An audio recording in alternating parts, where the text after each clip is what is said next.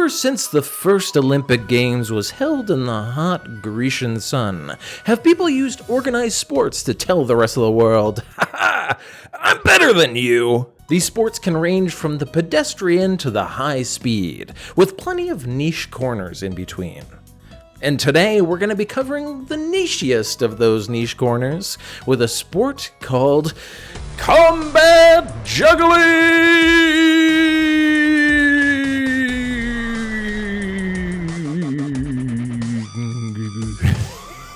This is the sport of combat juggling. Combat juggling. Also called gladiator and what the hell, and I'm not making that up, that's from the Wikipedia. Like, it's what the hell? But what is it? What the heck does it sound like, you dangle dangles? It's a sport in which you gotta juggle, and you gotta make sure that your opponent don't juggle no more. Is combat juggling the next sport to take over? Probably not, but it's fun to talk about, so let's get right into it. A marriage of skill and aggression. Competitors have to juggle 3 batons while knocking the batons out of their enemy's hands, either using their body or their batons like a big old baseball bat, just knocking it out there. The competitors are an odd kind of athlete, being lonely enough to learn how to juggle, but having enough combat experience like somebody with friends to practice with. The bully and the bullied at the same time, if you will. Mostly the strategy remains kill the other team. But like a lot of niche sports, this one has a lot of fun rules and variations that we can get right into. The most straightforward game mode, and probably one of my favorites, is Sumo. Not unlike the massive slabs of meat trying to push each other out of the arena in traditional Japanese sumo wrestling. The athletic dorks of combat juggling are trying to knock each other out of the arena or knock a baton out of each other's hands. The competitors line up in a single file line to do one-on-one competitions, with the loser then being replaced by the next person in line. This can lead matches to be over in a blink of the eye, which can be both a pro and a con. Because it's obviously more exciting to have quick matches where people are doing fast, aggressive things, but sometimes I would look down and I would look back up and 3 people have already gotten out and I'm like, what the hell? What happened? But this is the most nuts and bolts combat juggling gets. 2 men juggle into the arena and only 1 man juggles out. It's a good game mode to get started on too, because it showcases some of the general strategies people implement, including trying to get a quick knockout or trying to kind of fake out their opponent and dodge around them. Doug tries the razzle dazzle, I'm going for the crash. The other 1v1 game mode that I watched was 360s Combat. And no, that's not when you and the boys dig out the old Xbox 360 for a couple of rounds of LAN Halo 3. It's somehow goofier than that. Each competitor is trying to spin their body 360 degrees around while juggling, while also trying to defend against their opponent. The game ended up being more strategic than I thought it was going to be, with some players just out of the gate going for pure aggression, trying to knock the batons out of their opponent's hands, while others just straight up ignored their opponent, trying to engage in a fervent 360s contest. Both excellent jugglers, excellent at 360s. As you can see, they've decided to just have a 360s contest, not even attack each other. Who can do the most? Even with those, there's moments that the competitors would either get a little too far behind or a little far ahead and decide that they either needed to gain the advantage or keep their advantage by going full aggro against their opponent. And now Showers realizes that if he's behind on the 360s, he's got to attack. That's right. Then there are the group matches. The most commonly played of these is a game called Breach, which honestly could be renamed to VIP. In it, 2 teams of 5 players switch off between attacking and defending, with attackers trying to get their chosen player across the line without getting out. I don't have any breach strategy. We got terrible breach. And thankfully, they have helpful graphics pointing to who the breacher is, because when there's 20 things going on the screen, it's a little bit hard to keep track of who's who and who's doing what. One of my favorite aspects of combat juggling is it just feels like one of those games that you would come up with your friends during summer or like during gym class. and Breach is the most gym class coded of these games. The little hesitations, the surprise assaults, and the quick bursts of speed all remind me of being a little kid playing capture the flag, just on the line, ready to run, and then I run and then I immediately get out because I was a slow, overweight child growing up. Overall, Breach is fine. I understand why it's played. It adds a bit of variety to the game and can showcase a lot of fun team play, but I just found myself kind of bored while watching it.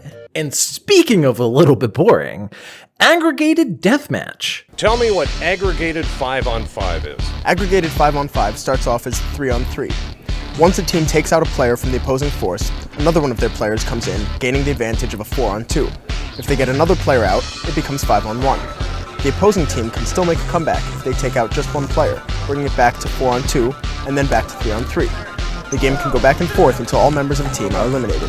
Kind of like if you were playing dodgeball in gym class and your gym teacher was just super hungover. He just wanted the rounds to be over as quickly as possible, so he's like, you could get back into the game. You got them out. Sure, why not? I suppose this keeps matches from becoming stalemates and can provide big comebacks that are exciting, but I only ever saw that happen like once, so I don't think that's really that much of a thing. Most other matches just turned into a landslide the moment that a single player got out. Yeah, The last man standing. Yeah, Brendan Ying is not having a good night of it whatsoever. He's been forced into some various precarious situations so far here in the aggregated 5-on-5, and finally he tries to hold out as long as he can, but he is eliminated by Antonello. But it does have the added benefit of reducing the number of players on the field, which does help with the biggest problem with combat juggling: visual clarity. In 5v5s, there'll be 10 guys on the court, each juggling 3 batons each, so that's 30 batons, and it just becomes a visual mess where you're just like, what am I supposed to keep track of here? The worst perpetrator of this is the last, but certainly not least, game mode of zombies. All right, so it sounds fun, it sounds unique. Please explain what zombie combat is all about. Zombie combat gives each player a 3-tiered level of destruction. If a player loses a club, he becomes a zombie and cannot move his feet, but can move his arms to attack opposing team players who come within arm's reach. Zombies may also throw clubs to other zombies on their team to reactivate them with full player's abilities. A player that loses 2 clubs becomes a paralyzed zombie. Paralyzed zombies are not out, but can't move or attack until a teammate throws them another club to upgrade them back to zombie status. A player that loses all 3 clubs becomes a decapitated zombie, and that is where the player's chances run out and they must leave the combat arena. So you often have situations where you have 2 players left on your team, each as zombies. One will throw a club to the other to reactivate them.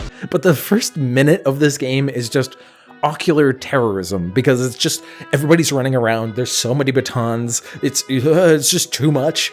But once a couple of people get out and it slows down a little bit, it becomes a lot more interesting and strategic. Any zombie can be passed a baton to be put up to the next tier, which creates a lot of opportunities for cool strategies of throwing batons, sacrificing yourself to get other people back in, or throwing a single baton so you can plant yourself as a zombie in a really opportune place. It also means that every miscatch is just extra tragic. If there are no players juggling 3 batons, or the zombies can't really do anything, then that's usually where the match ends. The only way to keep track of all of this is through the help of the commentators, who are really bringing their professional A-game.